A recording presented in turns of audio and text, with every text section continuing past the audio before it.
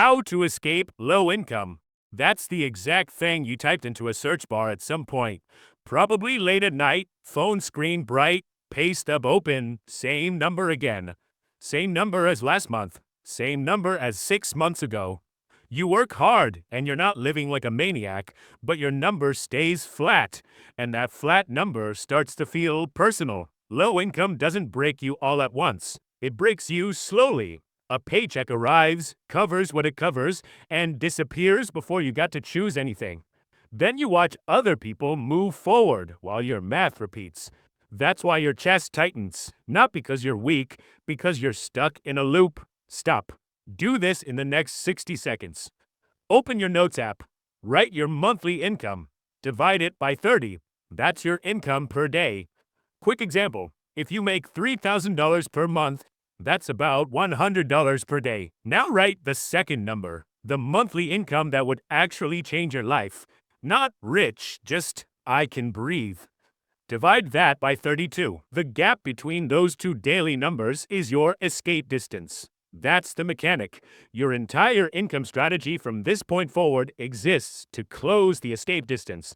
Not randomly, not with hustle myths, but with a sequence of deliberate moves. Keep that note open. You're coming back to it. My name is Greek Man. I watched free men in ancient Athens remain economically trapped for their entire lives, not because they lacked intelligence or effort, but because they kept working inside a system that was structurally designed to pay them exactly what it was paying them, and nothing more. I came to this modern world because you are making the exact same mistake, and unlike them, you still have time to change it. Subscribe, hit the bell. Here's what you're doing next. You'll learn the invisible forces locking your income in place, then you'll run 6 moves in sequence to close your escape distance, and finally feel the ground shift under you for the first time in a while. Stay with me, because step 3 is the career asset almost nobody builds, and it's the specific difference between getting a raise and getting replaced. Your boss announces a performance bonus this quarter. Your gut says, work harder, stay later, be more visible. So you do. You answer emails on Sunday, you put in the extra hours, and then the bonus goes to someone who did something different. They solved the problem your boss didn't even know existed yet. You worked harder inside your current lane. They built value in a lane the company actually needed. You think income growth is about effort level. It's actually about positioning. Stop. That's the first invisible force keeping your income locked. You're being paid for the role you're in, not the value you're capable of producing. Those two numbers are almost never the same. And until you understand the gap between your role ceiling and your capability ceiling, you'll keep trading effort for an identical paycheck. Tension. Scene 2. You decide to pick up a side hustle. Something reasonable. A skill you already have. You spend 2 weeks figuring out what to charge, setting up payments, putting something online.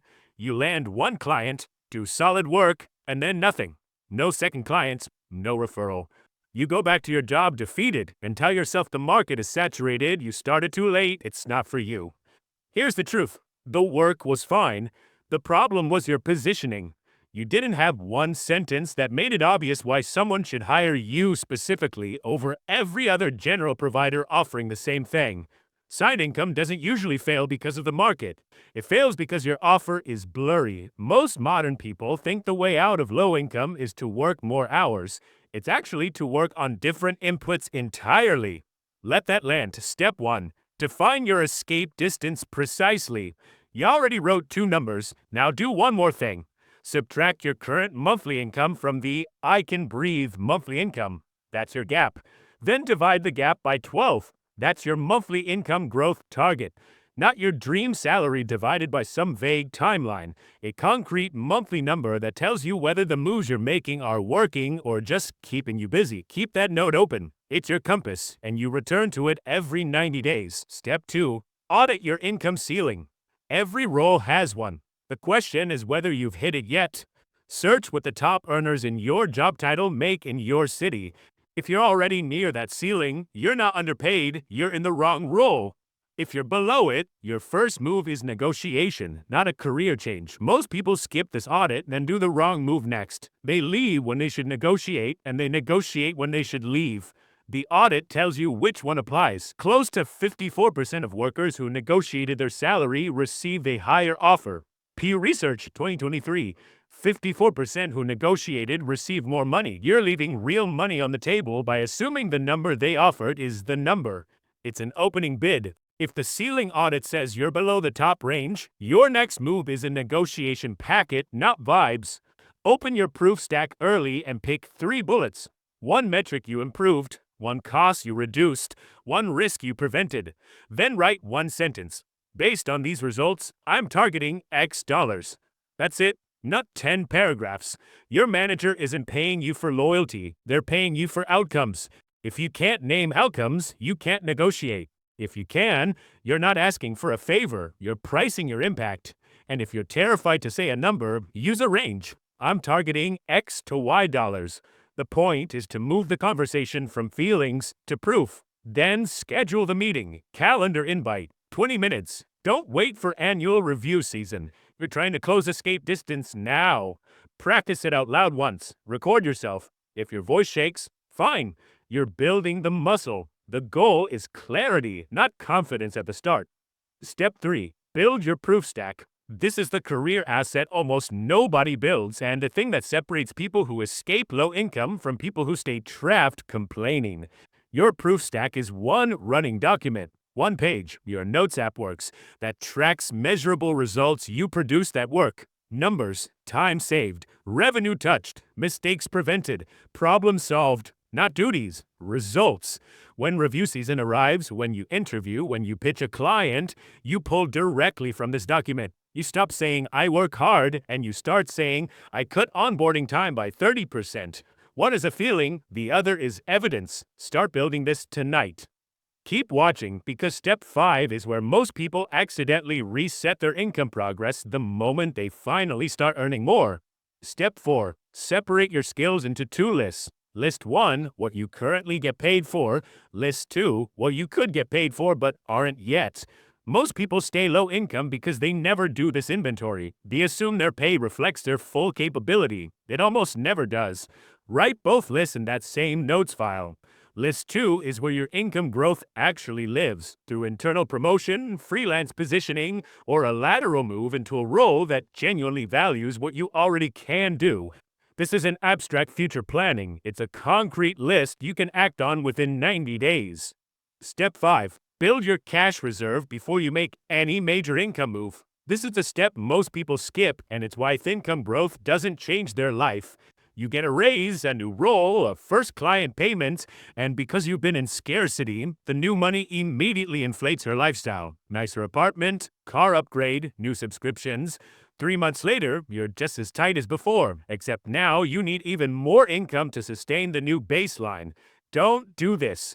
Before any income move, set a cash reserve target. 3 months of your minimum threshold, the bare number that covers housing, food, utilities, transportation, and minimum debt payments. Park new income into that reserve first. Once funded, then you expand.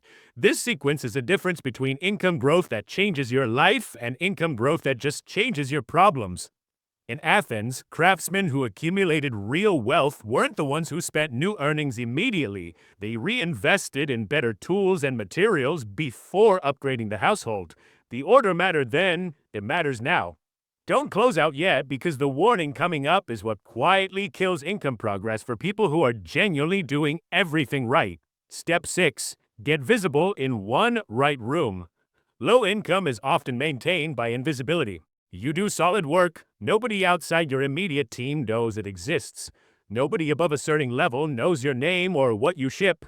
You need to be known by one person. Just one, who either sits a few levels above you or operates outside your company. A decision maker who knows your name and the specific outcomes you produce. That can be an industry meetup, a short LinkedIn post walking through a problem you solved with numbers, or a direct message to someone you respect with one sharp question. You don't need a network of hundreds. You need one connection at the right altitude. That single relationship accelerates income growth faster than another year of effort inside the wrong room. Here's the one exception to the sequence. If you're in a role or industry with a structural pay cap, regulated scales, fixed public sector ladders, jobs with no negotiation room by design. Steps 2 and 4 become urgent immediately. You can now negotiate past a structural cap no matter how strong your proof stack is. The 6 steps still apply, but identifying your exit lane becomes priority 1. Stop spending another quarter optimizing inside a system that is mathematically incapable of paying you more. Now, the warning. Around month 3 of making progress, a salary bump, a new role, a side income stream starting to click, something dangerous happens quietly. You feel stable. And because you feel stable, you stop doing the things that created stability. You stop updating your proof stack. You stop building visibility. You stop checking the escape distance. You step off the gas because the immediate pain lifted and you needed a break. This is the relapse trap. It doesn't look like failure. It looks like comfort. And comfort, when you haven't closed your escape distance yet, is slow regression with better lighting. Most modern people stop climbing the moment they stop feeling like they're falling. That is the trap. The fix is the 90-day check-in, and it is non-negotiable. Set a reminder right now before you forget. Every 90 days, you open the notes file, same file, 2 numbers at the top, and you ask one question. Did I close the gap this quarter, or did I just maintain it? If you closed it, you're on track. If you maintained it, something stalled and you find what? One question every 90 days. The whole system lives inside that habit. And if you want the exact framing to use when you walk into a salary negotiation, the words that work, that is the next video. Watch it. Quick recap. Define your escape distance. 2 numbers, 1 gap, divided by 12. Audit your income ceiling before changing anything. Build your proof stack starting tonight. Inventory both skill lists, paid and unpaid. Build the cash reserve before lifestyle expands. Get visible with one person at the right level. 90-day check-ins to confirm you're closing the gap. None of this requires a degree you don't have or a connection you weren't born with. It requires sequence. It requires doing the next right thing instead of the next comfortable thing. The pay stub on your phone does not have to say the same number next month. The bar is low. Be slightly above average in multiple areas and you win. Discipline is not punishment. It's the thing that converts effort, which you already have, into movement, which most people around you quietly gave up on. Your escape distance closes one deliberate move at a time. Start tonight.